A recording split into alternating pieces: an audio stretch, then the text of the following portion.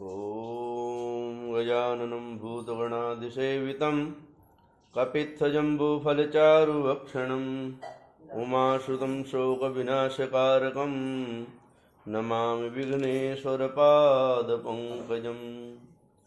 या श्री स्वयं सुकृतिनां भवनेश्वलक्ष्मीः पापात्मनां कृतधियां हृदयेषु बुद्धिः श्रद्धा सदां कुलजनः प्रभवस्वलज्जा तां त्वां नतास्म परिपालय देवि विश्वम्। शान्ताकारं भुजगशयनं पद्मनाभं सुरेशं विश्वाधारं गगनसदृशं मेघवर्णं शुभांगं लक्ष्मीकान्तं कमलनयनं योगिविद्यानगम्यं वन्दे विष्णुं भवभयहरं सर्वलोकैकनाथं। राम रामेति रामेति रमे रामे मनोरमे सहस्रनाम तत्तुल्यं राम नाम वरानने। नीलाम्बुजश्यामलकोमलाङ्गं सीतासमारोपितवामभागं पाणो महासायकचारुचापं नमामि रामं रघुवंशनाथम्। वंशी विभूषितकरानवनीरधावात् पीताम्बरादरुणबिम्बफराधरोष्ठात् पूर्णेन्दुसुन्दरमुखादरबिन्दुनेत्रात् कृष्णात् परं किमपि तत्त्वमहं न जाने। करचरणकृतं वा कायजं कर्मजं वा श्रवणनयनजं वा मानसं वापराधं विहितमविहितं वा सर्वमेतत्क्षमस्व। जय जय करुणाब्धे श्रीमहादेव शम्भो। नारायणं नमस्कृत्य नरं चैव नरोत्तमं देवीं सरस्वतीं व्यासं ततो जयमुदीरयेत्। सर्वमङ्गलमाङ्गल्ये शिवे सर्वार्थसाधिके शरण्ये त्र्यम्बके गौरी नारायणी नमोस्तुते। गोविन्द गोविन्द हरे मुरारे गोविन्द गोविन्द मुकुन्द कृष्ण गोविन्द गोविन्द रथाङ्गपाणे गोविन्द दामोदर माधवेति गोविन्द दामोदर माधवेति। बोलो कृष्णचंद्र भगवान की, बोलो कार्तिक महात्म्य की जय। जिसको जप कर जीव हो जाता भव से पार, 11वें अध्याय का कपिल करे विस्तार। बोलो कृष्णचंद्र भगवान। इस प्रकार से शुक्राचार्य के प्रभाव से स्त्री के सहित जलंधर दैत्यों पर राज्य करने लगा। एक समय जब समुद्र का पुत्र जलंधर अपनी स्त्री वृंदा के सहित असुरों से सम्मानित हुआ, सभा में बैठा था, तभी गुरु शुक्राचार्य जी वहां पहुंचे, जिनके तेज से सभी दिशाएं प्रकाशित हो गई।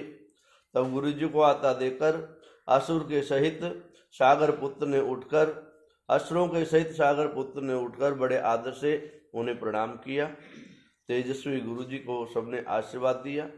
फिर उनको एक दिव्य आसन पर बैठाकर सभी दैत्य भी यथास्थान पर बैठ गए और सागर पुत्र ने नम्रता से यह प्रश्न किया, हे गुरु जी, राहु का सर किसने काटा था, आप हमें यह बताएं। इस पर श्री शुक्राचार्य जी ने कहा कि विरोचन पुत्र हिरण्याकशिपु और उसके धर्मात्मा पौत्र का परिचय देकर देवताओं और असुरों के द्वारा समुद्र मंथन की संक्षेप में सब कथा कहकर यह बतलाया कि जब समुद्र से अमृत निकला तो उस समय देव रूप बनकर राहु भी अमृत पीने के लिए बैठ गया। इस पर इंद्र ने पक्षपाती भगवान विष्णु ने राहु का सर काट डाला। यह सुनने के साथ ही जलंधर के नेत्र लाल हो गए। उसने बड़ा क्रोध किया। फिर अपने धस्मर नामक दूत को बुलाकर गुरु का कहा हुआ सभी वृत्तांत सुनाया और आज्ञा दी कि तुम शीघ्र ही इंद्रपुरी में जाकर इंद्र को मेरी शरण में ले आओ। धस्मर जलंधर का बड़ा निपुण दूत था। वह शीघ्र ही इंद्र की सुधर्मा नाम की सभा में जा पहुंचा और उसने जलंधर के शब्दों में इंद्र से कहा, हे देवताधम, तुमने समुद्र को क्यों मथा और मेरे पिता के सभी रत्नों को क्यों ले लिया? ऐसा करके तुमने अच्छा नहीं किया। यदि तू अपना भला चाहता है तो उन सभी रत्नों के सहित देवताओं के साथ मेरी शरण में आ जा, अन्यथा हे सुराधम, मैं सत्य कहता हूँ तो तेरा राज्य ध्वंस कर दूंगा। इंद्र यह सुनकर बहुत विस्मित हुआ और कहने लगा, पहले सागर ने मेरे भय से सभी पर्वतों अपनी पूछी में क्यों स्थान दिया और मेरे शत्रु दैत्यों को क्यों रक्षा करी? इस कारण मैंने उनके सभी रत्न हरण के लिए हैं। मैं सत्य कहता हूँ कि मेरा द्रोही सुखी नहीं रह सकता। इंद्र की बात सुनकर वह दूत शीघ्र ही जलंधर के पास आया और सभी बातों से उसे कह सुनाई, जिन्हें सुनते ही दैत्य का क्रोध के मारे अपने होठों को काटने लगा और देवताओं को जीतने के लिए उसने एक उद्योग आरंभ किया। तो सभी दिशाओं तथा पाताल से करोड़ों दैत्य उनके पास पहुंच गए। शुंभ निशुंभ सेनापतियों को साथ में लेकर जलंधर इंद्र से युद्ध करने लगा। शीघ्र ही उसने इंद्र के नंदन वन में अपनी विशाल सेना उतार दी। वीरों की शंख ध्वनि और घोर गर्जना से इंद्रपुरी गूंज उठी। अमरावती छोड़ देता उनसे युद्ध करने चले। भयानक मार काट हुई। दोनों पक्षों के आचार्य अपने अपने मृत्यु को जिलाने लगे। असुरों के आचार्य गुरु शुक्र अपनी मृत संजीवनी विद्या से और देव गुरु बृहस्पति द्रोणगिरि से औषधियां लाकर मृतकों को, मरे हुए जीवों को जिलाने लगे, मृत्यु दान देने लगे। इस पर जलंधर ने अपने गुरु शुक्राचार्य से क्रोध में होकर कहा, मेरे हाथ से मरे हुए देवता जी कैसे जाते हैं? जिलाने वाली औषधि तो सब आपके पास ही हैं, फिर ये कैसे संभव है?